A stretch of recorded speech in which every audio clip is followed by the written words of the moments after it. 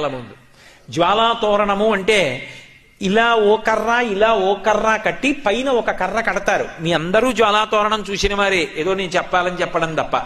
దానికి ఆవిరి గడ్డి తీసుకొచ్చి కడతారు, దాని మీద నెయ్యి పోసి వెలిగిస్తారు. వెలిగించి ఆ మంట అంటుకోవడం ప్రారంభం అవగానే పల్లకీలో పార్వతీ పరమేశ్వరుల యొక్క ఉత్సవమూర్తులను ఉంచుకుని ఆ మంట కింద నుంచి 3 మార్లు వెళ్ళొచ్చేస్తారు. ఎందుకు అలా వెడతారు జ్వాలాతోరణం కిందంటే, పాపము చేసి శరీరాన్ని విడిచిపెడితే ఆ జ్వాలలతో కూడుకున్నటువంటి తోరణములోంచి యమసదనంలోకి వెడతాడు.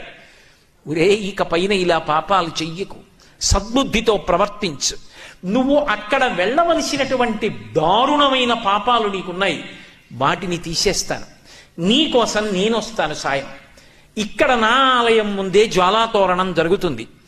అక్కడ ఏ మంటల తోరణం కింద, చిచ్చు తోరణం కింద నుంచి వెళ్ళాలో అక్కడ నేను నీకు సాయం వస్తాను.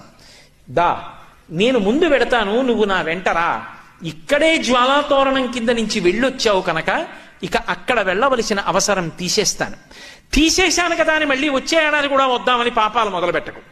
బుద్ధి మార్చుకొని, నేను ఇంత నీకు అనుగ్రహించాను కాబట్టి నా అనుగ్రహాన్ని గుర్తు పెట్టుకుని ప్రేమతో నేను చెప్పినట్టు బ్రతుకు ఇక పైన.